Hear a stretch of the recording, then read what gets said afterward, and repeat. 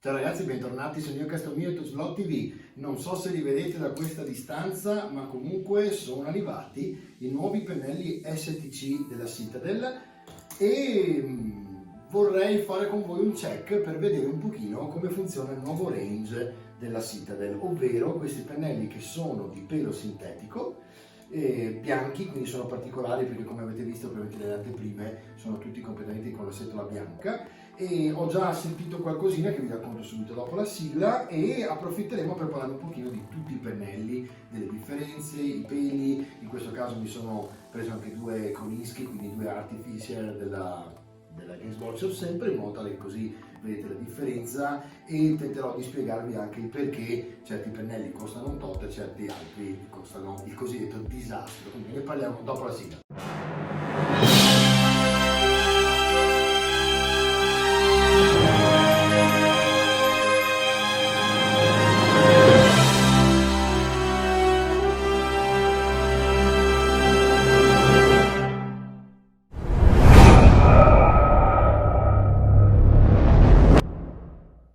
Allora ragazzi, è una puntata dedicata particolarmente a questa nuova gamma di pennelli della Games Workshop. Vi ringrazio come sempre tantissimo Samuele di Arcadia, perché riesce a farmi avere qualche anteprima in modo tale che ne parliamo un po' prima che escano e possiamo capire un pochino. Allora vi faccio vedere un pochino. Allora, questo qui per esempio è il Dry Small, quindi è il pennello che verrà utilizzato a livello di peli sintetici per il dry brush. Allora vediamo un pochino. Dunque, questo pennello, questo dovevo ancora aprirlo, e come vedete è molto rigido, è piatto, quindi in realtà in questo momento hanno mantenuto l'idea del dry brush con la setola piatta e quindi non stondata. Voi sapete che ci sono alcuni altri pennelli che poi vi faccio vedere che hanno questa conformazione tondeggiante della punta che aiuta in determinati casi. Anche questa comunque piatta può avere il suo funzionamento e ovviamente le sue applicazioni. Come vedete è molto rigida. Provo un attimo a bagnarla con l'acqua, voi mi sentite anche se non vedete in camera, e proviamo a vedere se in questo caso si ammorbidisce la setola. Vediamo un pochino. Sì, allora, è un po' più morbida, ma effettivamente rimane abbastanza rigida, quindi direi che ha un response abbastanza elevato il pennello, nel senso che nel momento in cui voi andate a stimolare praticamente le setole tornano in posizione, e questo è un buon vantaggio specialmente per, scusate il fuoco, specialmente per il dry brush, perché ci serve che il pennello non vada all'interno dei recessi ma resti sulle superfici. In questo caso invece cosa abbiamo? Scusate se sposto ogni tanto la telecamera, se il fuoco manca, dopo mi adatto e vi aiuto a vedere meglio. Allora, questo qui è lo Shade L. Allora, questo mi ha colpito come nuova idea perché lo Shade, se vi ricordate, era quasi un dry brush molto grosso, quindi giustamente la regola di un pennello Shade è che deve servire a fare le wash, quindi deve avere un serbatoio elevato che permetta di trattenere il più liquido possibile. Questo invece, se lo andate a vedere, è piatto, completamente piatto anche questo, ma ho già provato ieri un pochino a utilizzarlo. È molto utile perché le setole rimangono dove, come vedete, rimangono lì in posizione, e la cosa molto interessante è che effettivamente voi andate a spatolare tipo tutta quanta la parte ovviamente concava, ok, della miniatura. Praticamente andate a mettere andate sopra la parte concava, ma quando voi tirate il pennello, come vedete, il pennello va giù da solo e poi rimane, come vi dicevo prima, con un high response, cioè una forte risposta, torna indietro in posizione. Questo fa sì che tutto andrebbe nei recessi e la parte alta verrebbe toccata meno, quindi non è male come idea. Deve essere una nuova, diciamo, un nuovo modo di utilizzare lo shade, anche se in realtà è nuovo per la GV, perché per il resto insomma ce ne sono tanti di pennelli così, ma mi sembra una buona novità, nel senso che poi ne parleremo. Ecco, magari se hai difficoltà a rimetterlo dentro, ma dopo una volta che l'avete sistemato non è male. Vi faccio vedere uno shade, vediamo se lo becco. Eccolo qua, il vecchio shade della GV era, eccolo qui, il vecchio shade era sempre abbastanza piatto, ma vedete che aveva molto serbatoio, perché era folto, e ha questo pelo che è molto morbido, e quindi quando voi andate a spatolare la superficie, le setole vanno molto più dentro e toccano tutto, quindi effettivamente in questo caso avete molta più stesura dello shade. In quest'altro caso, e lo proveremo dopo, dovreste avere in teoria le spatole che fanno cadere le cose all'interno dei recessi e sulla superficie lasciano meno colore. Vediamo un pochino poi come sarà. Allora, questo invece è il dry L, quindi in realtà stesso concetto del dry brush che avete visto prima, ovviamente in questo caso un po' più grandicello, e io lo userò proprio su queste superfici perché sto decorando ora il tavolo starter set della P-Work. Come vedete, in questi elementi scenici in MDF ho texturizzato prima con la pietra pomice, dopo ho dato 3 mani di colore con l'aerografo e dovrà diventare così. Quindi adesso devo fare tutta la parte in dry brush, dove poi diventeranno così praticamente, e quindi devo dry brushare tutte le superfici che vedete qui con ovviamente il pennello grande, e vedremo subito, faremo una prova e vi dirò come va. Dopodiché abbiamo il glaze. Questa è una novità perché praticamente questo pennellino vi serve a fare praticamente tutte quelle che sono le velature, e questo è molto interessante. Voglio proprio vedere come funzionerà. Ovviamente adesso lo vedete molto rigido, ma sicuramente ammorbidendolo lo diventa meno. Però come vedete quasi tutti i pennelli nuovi, almeno questi nuovi sintetici, quando voi andate a stimolare il pennello verso il basso, vedete che la punta si piega, il resto del pennello rimane abbastanza rigido. Questa è una cosa interessante perché, come sempre, appunto, ci permette di rimanere sulla superficie della miniatura e di non andare troppo dentro. Nel caso della velatura è una cannonata perché voi non andate nei recessi ma velate solamente le parti concave. Potrebbe essere molto molto interessante questo nuovo pennellino del glaze. Lo useremo e vedremo un pochino com'è.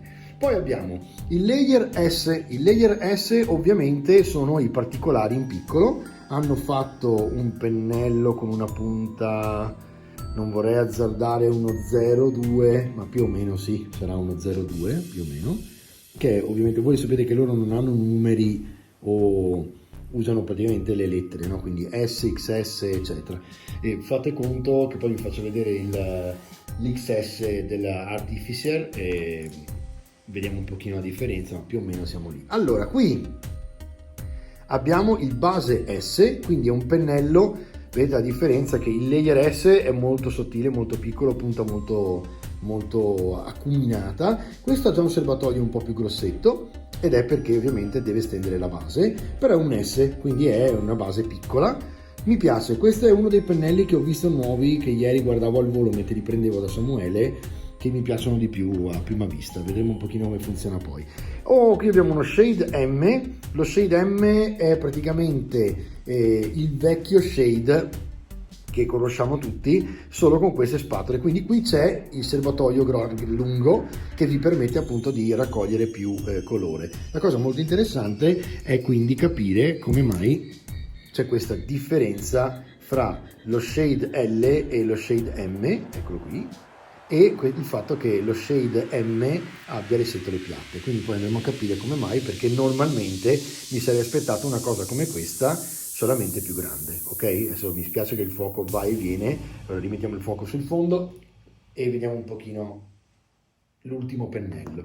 L'ultimo pennello è un base, in questo caso è il base M, quindi a questo punto invece che la S che avete visto prima avete il base M, e anche qui come vedete cambia tutto, perché il base M è stato fatto con la setolina piatta, e quindi qui da capire veramente come funziona. Guardate com'è piatto, e anche qui high response, che io piego la punta ma già a metà non si piega più facilmente, e quindi quando stendete molto probabilmente si stende con la punta facilmente del pennello. E vedremo poi anche loro come ce li spiegano praticamente negli how-to, quindi probabilmente come li useranno rispetto diciamo alla base, no? Allora, una cosa molto interessante di questi pennelli è il prezzo, perché ho visto che si aggirano i più grandi intorno ai 9 euro e i più piccoli vanno sotto le appunto 6-7 euro, e questo vi permette di avere un buon range di pennelli sicuramente fatti bene, che loro li fanno a mano in Inghilterra, ma sono sempre stati fatti bene i pennelli da GV, e ovviamente a un prezzo diciamo accettabile e abbordabile. Qui vi ho portato, per farvi vedere la differenza, due Artificer sempre della Citadel. Sono due layer, quindi servono a stendere praticamente tutte e due il colore, anzi scusate, non a stendere, ma diciamo che è più adeguato per i colpi di luce, quindi per gli spigoli. E questo qui, vi faccio vedere, vi arriva su questa confezione che è super professionale, e avete il tappino, è talmente professionale che non si apre, ma adesso lo faremo, eccolo qui, e dentro, come vedete, avete un pennellino. Questo l'ho preso ieri da Samuele, un XS. Calcolate che un pennello del genere costa 16,50 €, quindi 16,50 € per un pennello che è di Martola, pelo Kolinsky. Qui siamo ai livelli, per capirci, di Winsor, Leonardo da Vinci, Artis Opus, livelli top del top, ok? Siamo veramente al top del top. Allora, qual è la differenza? In breve, così poi magari un'altra volta vi parlerò di tutti quanti i pennelli. In breve la differenza è che il pelo sintetico è un pelo appunto non animale e ha ovviamente delle scusate il fuoco della camera, ha ovviamente delle rese diverse da quelle che può essere il pelo tipo la Martola, che è considerato il miglior pelo ancora tutt'oggi per poter dipingere, e ha proprio è il cosiddetto high response lo stesso, però hai anche la morbidezza, quando lo stendi tutta la punta rimane punta, aderisce sempre sulla superficie e ovviamente rimanendo morbido sulla punta aderisce in tutti aderisce completamente sempre, quindi questa è la grossa differenza. Vi faccio vedere per esempio, vediamo un pochino cosa posso trovare qua. Allora, qui abbiamo due confezioni, sto prendendo le cose. Allora, qui abbiamo due confezioni della Artis Opus. La Artis Opus li ha già fatti bianchi, ok? Questa era la prima del Kickstarter, addirittura c'è più del sapone dentro, e anche loro appunto vedete che hanno dei pennellini. Questi sono tutti quanti di pelo Kolinsky, quindi qui abbiamo un altro tipo di concetto che è quello dell'Artificer della Games Workshop. Vi assicuro, utilizzandoli, io vado tantissimo di Artis Opus, li uso moltissimo, però vi assicuro che con gli Artificer avete la stessa resa, praticamente cambia poco o niente. Questa è un'ottima alternativa al dry brush in spatola, fatto a spatola praticamente, perché come vedete sono stondate le punte, persino del più piccolo.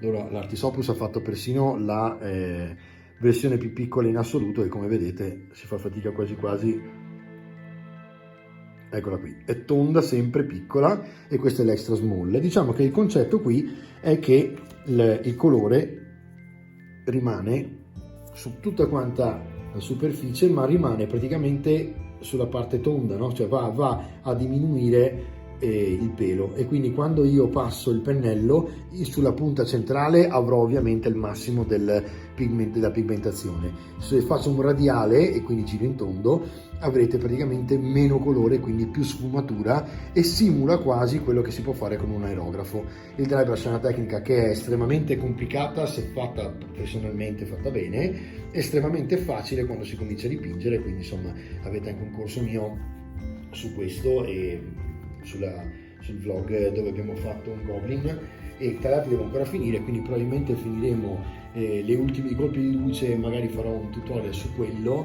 finendo la miniatura con i nuovi pennelli. Questa è la cosa interessante, che loro vi fanno un pottino, si chiama pot, dove praticamente all'interno voi avete una spugna, in realtà potete procurarvela anche voi da soli, sono questa spugnetta.